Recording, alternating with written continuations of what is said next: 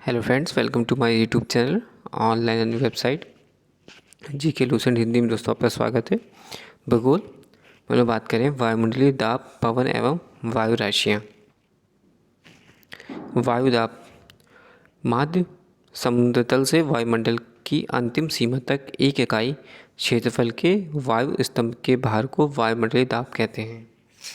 सामान्य दशाओं में समुद्र तल पर वायु दाब पारे के 76 सेंटीमीटर या 760 मिलीमीटर ऊंचे स्तंभ द्वारा पड़ने वाले दाब होता है। वायु दाब बैरोमीटर से मापा जाता है। वायुमंडलीय दाब को मौसम के पूर्वानुमान के लिए एक महत्वपूर्ण सूचक माना जाता है। वायुमंडलीय दाब की इकाई बार यानी एक बार बराबर 10⁵ न्यूटन पर मीटर स्क्वायर। वायु दाब को मिली बार तथा पास्कल में भी मापते हैं। व्यापक रूप में प्रयोग की जाने वाली दाब को इकाई को किलो पास्कल कहते हैं। समुद्र तल पर औसत वायुमंडलीय दाब 1013.2 मिलीबार या 1013.2 किलो पास्कल होता है। वायुमंडल के निचले भाग में वायु दाब ऊंचाई के साथ तीव्रता से घटता है। यह ह्रास दर प्रत्येक 10 सेंटीमीटर की ऊंचाई पर 1 मिलीबार होता है। 10 किलोमीटर की ऊंचाई पर 265 मिलीबार वायु दाब एवं -49.7 डिग्री मानक तापमान होता है। यंत्र और आविष्कारक पारद वायु दाब मापी ई टॉरिसेली, निद्रव वायु दाब मापी लूशन विडाई, सेल्सियस थर्मामीटर एंडेस सेल्सियस, केस आदत मापी डी सोसर। समदाब वह काल्पनिक रेखा है जो समुद्र तल से बराबर घटाए हुए समान वायु दाब वाले स्थानों को मिलाती है।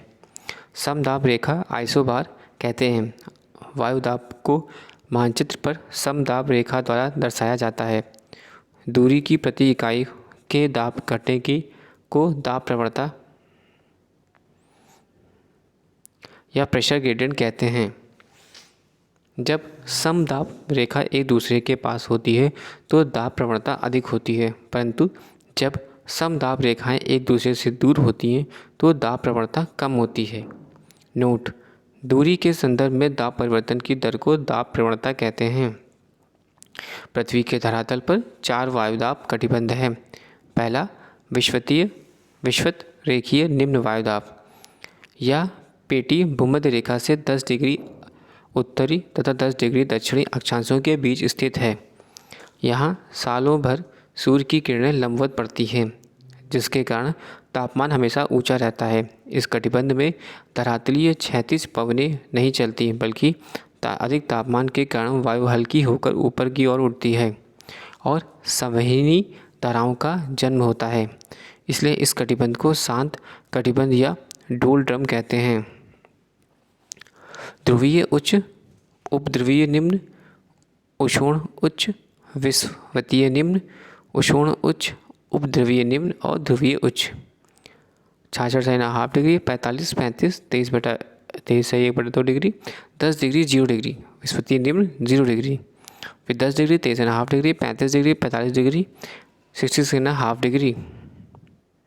नोट: विषुवतीय रेखा पर पृथ्वी के घूर्णन का वेग सबसे अधिक होता है, जिससे यहाँ पर अपकेंद्रीय बल सर्वाधिक होता है, जो वायु को पृथ्वी के पृष्ठ से परे धकेलती है। इसके कारण भी यहाँ भी वायु दाब कम होता है।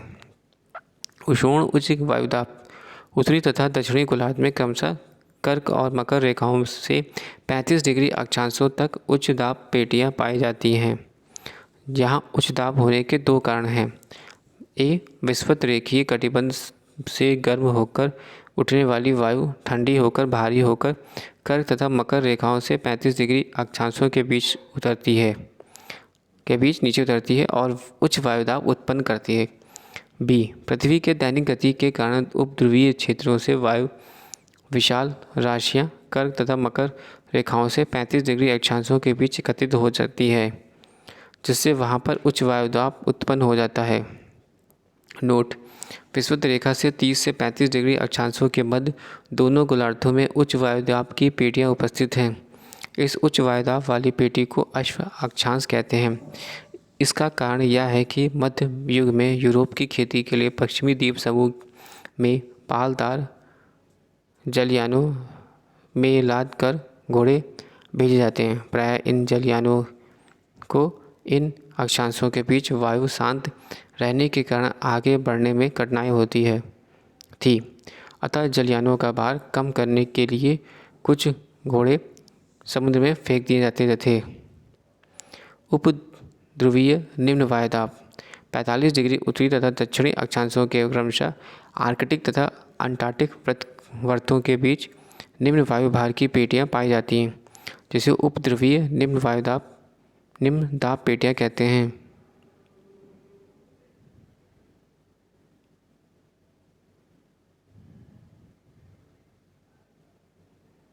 उच्च ध्रुवीय उच्च वायुदाब 80 डिग्री उत्तरी तथा दक्षिण अक्षांश से उत्तरी और तथा दक्षिणी ध्रुव के तक उच्च दाब पेटियां पाई जाती हैं।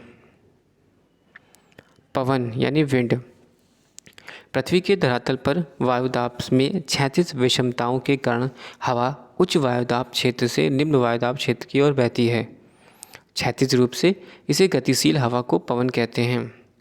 ऊर्ध्वाधर दिशा में गतिशील हवा को वायुधारा या एयर करंट कहते हैं। यदि पृथ्वी स्तर पर होती है और इसका धरातल समतल होता है तो पवन उच्च वायुदाब वाले क्षेत्र से सीधे निम्न वायुदाब वाले क्षेत्र की ओर समदाब रेखाओं पर समकोण बनाती हुई चलती है। परंतु वास्तविक स्थिति में यह है कि पृथ्वी अपने अक्ष पर घूर्णन कर रही है और उसका धरातल समतल नहीं है। अतः पवन कई कारणों से प्रभावहीन अपनी दिशा में परिवर्तन करते हुए चलती है। यह कारक है दाब प्रवणता बल, कोरियोलिस प्रभाव, अभिकेंद्रीय त्वरण एवं भूघर्षण। कोरियोलिस इफेक्ट या कोरियोलिस प्रभाव पृथ्वी के घूर्णन के कारण पवनें अपनी मूल दिशा में विक्षेपित हो जाती हैं। इसे कोरियोलिस बल कहते हैं। इसका नाम फ्रांसीसी वैज्ञानिक के नाम पर पड़ा, जिसने सबसे पहले इस बल के प्रभाव का वर्णन 1840 ईस्वी में किया। इसी बल के प्रभावहीन उत्तरी गोलार्ध में पवनें दाहिनी और तथा दक्षिणी गोलार्ध में अपनी बाई की ओर मुड़ जाती हैं। इस विक्षेप को फेरेल नामक वैज्ञानिक ने सिद्ध किया था, अतः इसे फेरेल का नियम भी कहते हैं। इसे वाइच-ब्लेट के नियम द्वारा समझा जा सकता है। इस नियम के अनुसार यदि कोई व्यक्ति उत्तरी गोलार्ध में पवन की ओर पीठ करके खड़ा है तो उच्च दाब के कारण उसके दाईं ओर तथा निम्न दाब उसके बाईं ओर होगा।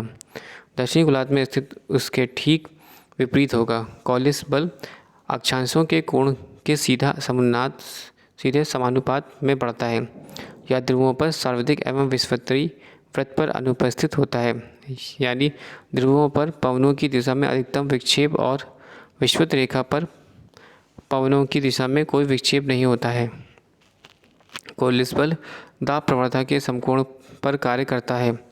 दाब प्रवणता बल समदाब रेखाओं के समकोण पर होता है। जितनी दाब प्रवणता अधिक होगी पवनों का वेग उतना ही अधिक होगा और पवनों की दशा उतनी ही अधिक विक्षेपित होगी। इन दो बलों के एक दूसरे के समकोण पर होने के कारण निम्न दाब क्षेत्र में पवनें इसी के इर्द गिर्द बहती हैं।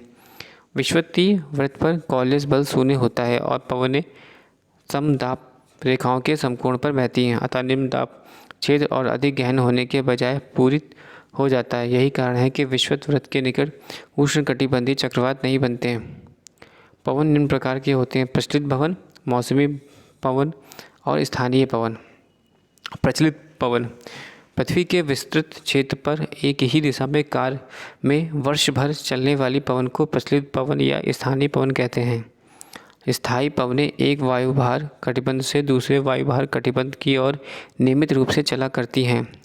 इसके उदाहरण हैं पछुआ पवन, व्यापारिक पवन और ध्रुवीय पवन। पछुआ पवन दोनों गोलार्धों में उष्ण कोरियोलिस बल दाब प्रवणता के समकोण पर कार्य करता है। दाब प्रवणता बल दाब रेखाओं के समकोण पर होता है। जितनी दाब प्रवणता अधिक होगी पवनों का वेग उतना ही अधिक होगा और पवनों की दिशा उतनी ही अधिक विक्षेपित होगी।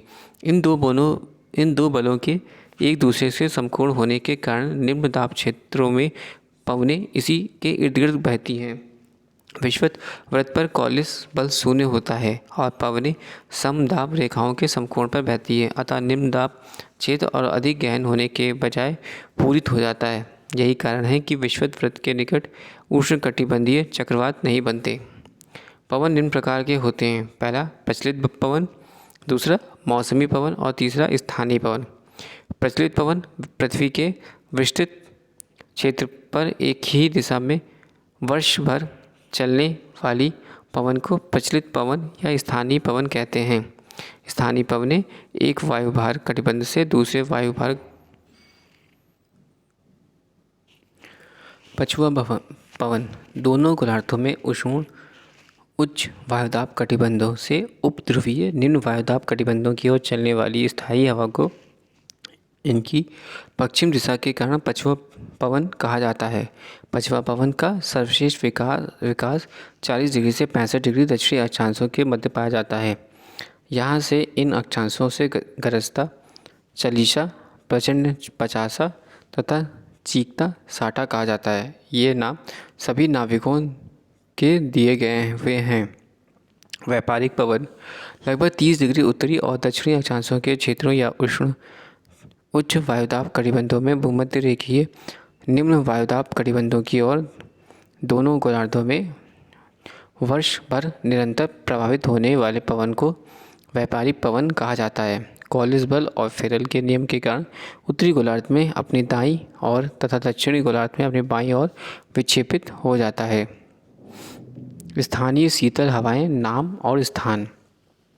विली वाव अलास्का में, बोरा एडिटॉटिक तट पर, मिस्टल स्पेन एवं फ्रांस में, बुरान रूस में, बाइच दक्षिण फ्रांस में, पैम्पीरो अर्जेंटीना में, क्रियोजेम ब्राज़ील में, नादर संयुक्त राज्य अमेरिका में, नॉन्टी संयुक्त राज्य अमेरिका, पौने पट्टी दक्षिण अफ्रीका, पेपागायो मैक्सिको, मैस्ट्रल उत्तरी Italy, Nevados Ecuador, willy willy Australia, Sistan पूर्वी Iran, haboob Sudan, purga tundra प्रदेश, कैप डॉक्टर दक्षिण अफ्रीका।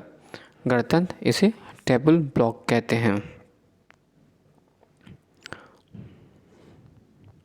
ध्रुवीय पवन ध्रुवीय वायुदाब की पेटियों से उपध्रुवीय निम्न वायुदाब की पेटियों की ओर प्रचलित पवन को ध्रुवीय पवन के नाम से जाना जाता है। उत्तरी गोलार्ध में इसकी दिशा उत्तर पूर्व से दक्षिण पश्चिम की ओर तथा दक्षिणी गोलार्ध में दक्षिण पूर्व से उत्तर पश्चिम की ओर है। मौसमी पवन मौसम या समय के परिवर्तन के साथ जिन पवनों की दिशा बदल जाती है उन्हें मौसमी पवन कहा जाता है, जैसे मानसूनी पवन, स्थल समीर तथा समुद्री समीर पवन। स्थल व समुद्री समीर उष्मा के अवशोषण तथा स्थानांतरण में स्थल व समुद्र में विभिन्नता पाई जाती है।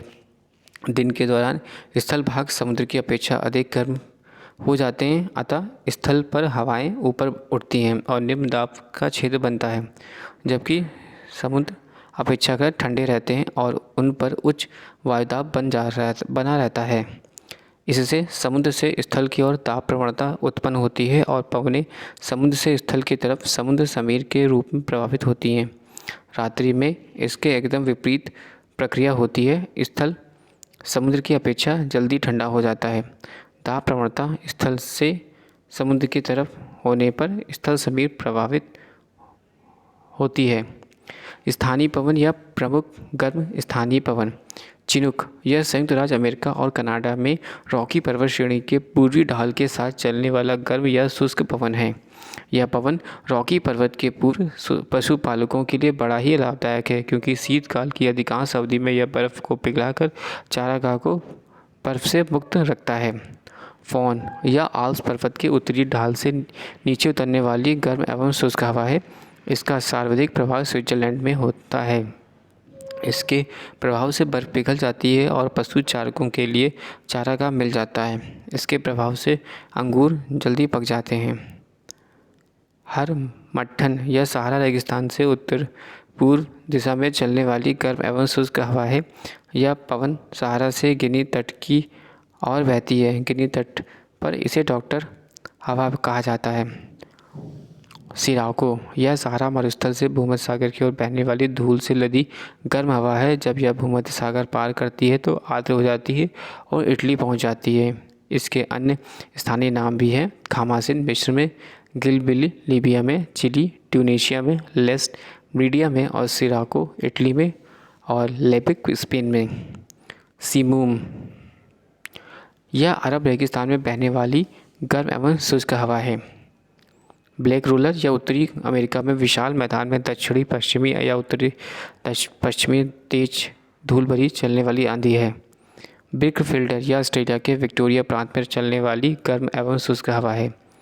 नॉर्वेस्टर या न्यूजीलैंड में उच्च पर्वतों में उतरने वाली गर्म एवं शुष्क हवा है। सांबल या इराक तथा फारस की खाड़ी में चलने वाली गर्म एवं शुष्क हवा है। सांडा आना या दक्षिणी कैलिफोर्निया में सांडा आना घाटी से चलने वाली गर्म एवं शुष्क धूल भरी आंधी है। कोई बैंग या जावा इंडोनेशिया में बहने वाली गर्म हवा है। यह तंबाकू की खेती के लिए काफ़ी नुकसान पहुंचाती है। जेट प्रवाह क्षोभ मंडल में ऊपरी परत में बहुत तीव्र गति से चलने वाले संकरे व नीलकार के फिसर्पी पवन प्रवाह को जेट प्रवाह कहते हैं। कुछ अन्य गर्म हवाएं एवं स्थान ट्रेमोंटेन मध्य यूरोप, आयला फ्रांस, वर्गस दक्षिण अफ्रीका, सुखावे रूस एवं कजाकिस्तान, वागिया फिलीपींस द्वीप समूह, गारिच दक्षिण पूर्वी ईरान, लू उत्तरी भारत, सैलूनो दक्षिण पूर्वी स्पेन, सामून ईरान। यह 6 से 12 किलोमीटर की ऊंचाई पर पश्चिम की पूर्व की ओर प्रवाहित होती है। यह दोनों गोलार्धों में पाया जाता है। परंतु उत्तरी गोलार्ध में यह अधिक शक्तिशाली होता है। इससे में वायु 120 किलोमीटर प्रति घंटा से चलती है। जेट प्रवाह वायुमंडलीय विक्षोभों, चक्रवातों, तूफानों और वर्षा के उत्पन्न करने में सहायक होते हैं। आधुनिक खोजों के अनुसार एशिया में मानसून पवनों के कारण जेट प्रवाह माना जाता है। यह पृथ्वी पर तापमान का वितरण को संतुलन बनाने के लिए महत्वपूर्ण भूमिका निभाता है। Thanks for watching and sharing.